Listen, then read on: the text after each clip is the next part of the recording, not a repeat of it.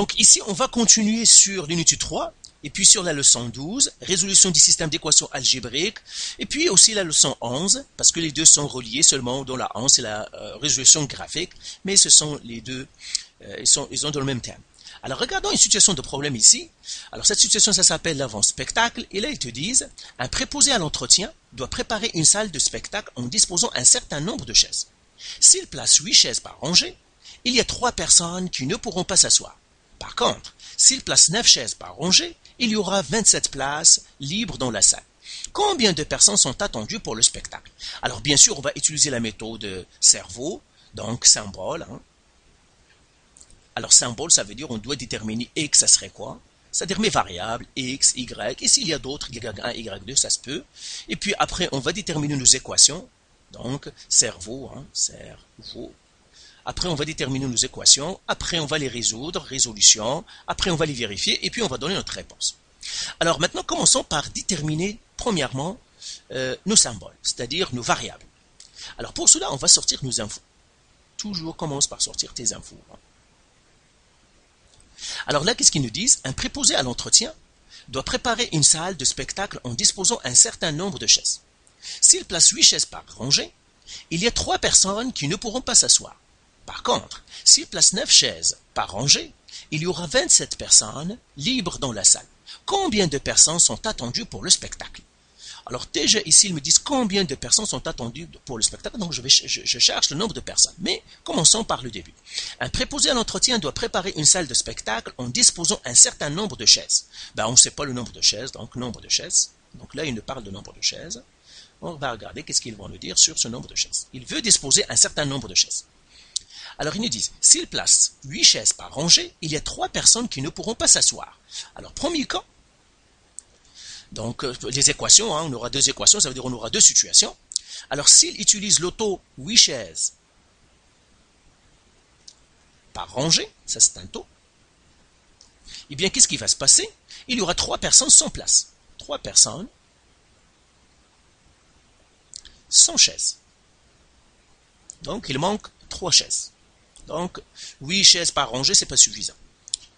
Alors, après, qu'est-ce qu'ils nous disent? Par contre, s'il place 9 chaises par rangée, il y aura 27 places libres dans la salle. Deuxième situation, il nous dit que s'il place 9 chaises par rangée,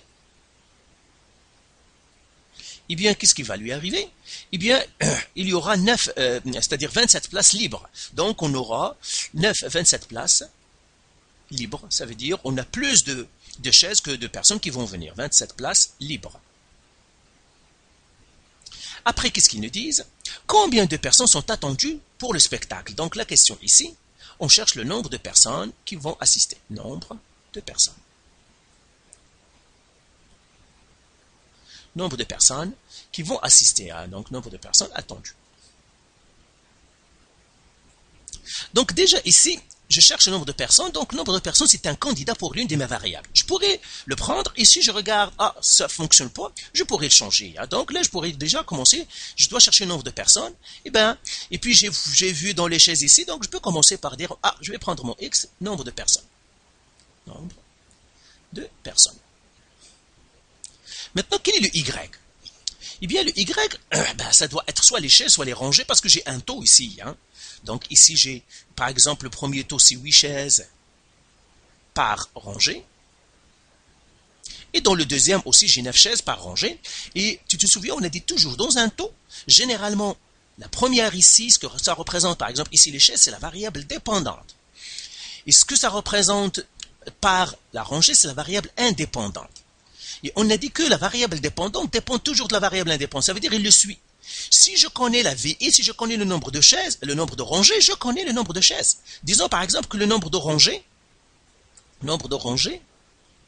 par exemple, disons que c'est 3. Le nombre de chaises, dans cette situation, je dis, le nombre de chaises, c'est 3 fois 8. Donc c'est 24. Donc si je connais le nombre de rangées, je connais le nombre de chaises. Donc dans ce cas-là, la variable, ça va être, c'est-à-dire si je veux ajouter une autre variable, ça va être le nombre de rangées, parce que le nombre de chaises, je le connais. Si je connais le nombre de rangées, je connais le nombre de chaises. Donc là, je vais utiliser, pour essayer, je vais utiliser nombre de rangées. Nombre de rangées. Et je vais regarder, est-ce que je vais arriver à écrire mes équations. nombre de rangées. Voilà.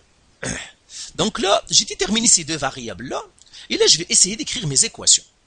Alors, écrire mes équations d'après d'après les informations que j'ai sorties, d'après les situations. Je vais effacer ici, et je vais écrire maintenant pour la première situation. Je vais écrire ici en noir. Pour la première situation, qu'est-ce qu'ils me disent? Ils me disent, s'il fait 8 chaises par rangée, il y a 3 personnes qui ne s'assoiront pas. Donc ça veut dire quoi? Ça veut dire nombre de personnes. Si je vais écrire une équation verbale, nombre de personnes, elle est égale nombre de chaises que je vais mettre. Alors ça c'est pour le taux, 8 chaises par, je vais mettre 8C par rangée par R, par rangée, plus 3. Parce que le nombre de chaises n'est pas suffisant, il lui manque 3 pour que tout le monde s'assoie. Ça c'est la première situation. Dans la deuxième situation, qu'est-ce que j'ai? J'ai nombre de personnes encore. Nombre de personnes. Dans la deuxième, il me dit si tu mets 9 chaises par rangée, donc ça va être le nombre de chaises encore. Nombre de chaises. Mais cette fois-ci, si j'utilise le taux 9 chaises par rangée, eh bien, il y aura 27 places libres. Donc, j'aurai assez de places, donc moins 27. Donc, le nombre de chaises moins 27, ça me donnera le nombre de personnes qui se sont assises. Donc, ça, ce sont mes équations verbales. Une fois que j'ai déterminé mes équations verbales, et je vois que ça concorde avec les types de variables que j'ai pris, parce que je vais tout déterminer, eh bien, tout simplement, je remplace. Le nombre de personnes, c'est quoi? Eh bien, on a dit le nombre de personnes, c'est x. Donc, j'écrirai le nombre de personnes ici, ça c'est x. Donc, pour la première situation, le nombre de personnes, c'est x. Donc, j'écris x. Égal. Le nombre de chaises. Eh bien, le nombre de chaises, mais ça, c'est le taux. Mais je sais le nombre de rangées. Le nombre de rangées, c'est y. Donc, si j'ai mis y rangées, alors combien de chaises je vais remettre? Ben, j'ai remis oui, y. Pour le voir, prends un exemple numérique. Par exemple, tu dis, disons que j'ai mis 5 rangées. Eh bien, comment je vais trouver le nombre de chaises? Eh bien, je vais faire 5 fois 8. Donc, c'est ça, le nombre de rangées fois le taux. Hein. Donc, le nombre de chaises ici est égal à le taux fois le nombre de rangées. Nombre de rangées. Parce que c'est ça le taux. Eh bien, le nombre de rangées, c'est y, le taux, c'est 8, donc ça va être ici, est égal à 8y, pardon, parce que le taux, c'est y, on a pris le nombre de rangées, c'est y, plus 3. Alors, bien sûr, ici, je peux prendre x que je veux, y ce que je veux, parce que ce sont des variables ici qui sont dans deux situations différentes et qui ne dépendent pas l'un de l'autre. Donc, je peux représenter l'une ou l'autre, ça ne change rien. Donc, ça, c'est ma première équation. Ma deuxième équation. Nombre de personnes, c'est quel nombre de personnes? C'est x. Encore. Le nombre de chaises, cette fois-ci, eh bien, c'est la même chose, c'est le taux qui multiplie le nombre de rangées. Nombre de rangées. Parce que c'est comme ça comment on fait la variable dépendante. La VD, la variable dépendante, toujours égale taux, si j'ai un taux, fois la variable indépendante. C'est ça ma règle. Bien sûr, plus quelque chose, etc., s'il y a des variables initiales, mais c'est toujours comme ça. Hein. Donc, la variable, le taux ici, c'est Y, et le taux, c'est 9, et le nombre de rangées, c'est Y. Donc, ça, c'est 9Y. Donc, ça va faire ici X égale 9Y moins le 27. Donc, c'est ça mon équation. Donc, voilà, j'ai déterminé mes équations. Comme ça. Donc, encore une fois, qu'on utilise X ou Y pour l'une ou l'autre, ça ne change rien pour les situations de problème. Pour les systèmes d'équations, ça ne change rien. Alors là, qu'est-ce que je vais faire? Eh bien, je vais faire la même chose. Je vais faire la méthode par réduction. Donc, je l'écris ici. X est égal à 8Y plus 3. Seulement, on a dit, on met les X sur les X, les Y sur les Y, etc. 9Y moins 27. Ici, qu'est-ce que je vais réduire? Je vais réduire le X parce que c'est celle que je vois, comme j'ai dit. Moi, je réduis toujours celle que je vois ici. Alors, je vois que les X ici, ils ont le même coefficient, donc je ne vais pas croiser parce qu'ils ont le même coefficient. Et tout simplement, je vais faire un moins. Je vais faire un moins ici et un moins ici. Et je fais comme ça. X moins X, 0, égale 8Y moins 9Y, ça va faire moins 1Y. C'est comme 8 moins 9. Plus 3 moins 27, ça va faire plus 30. Parce que 3 moins 27, donc ce moins c'est un plus. Donc c'est 3 plus 27, c'est 30. Et là, je vais résoudre cette équation-là. Je vais l'écrire moins 1y plus 30, tout simplement pour mettre le 0 dans ma droite. Parce que j'aimerais toujours que les variables soient dans ma gauche.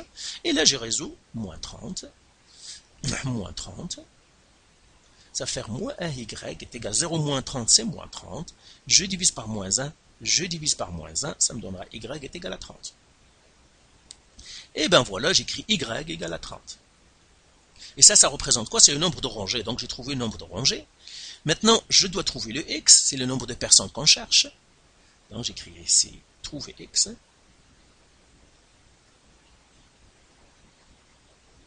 Et là, je prends l'une des équations, je prendrai la première, ils sont toutes faciles. Ça me donnera x, il me donnera x directement, c'est 8y plus 3. X, elle est égale à 8 fois 30 plus 3. Alors, x est égal à 8 fois 30, 240, plus 3, donc x, ça me donnerait 243. 243 pour personne. Et ça, c'est 30 rangées. Donc, il doit mettre 30 rangées. Voilà. Et là, le x ici, ça va faire 243 personnes. Alors, maintenant, je vais vérifier. Donc, j'écris vérification. Vérification.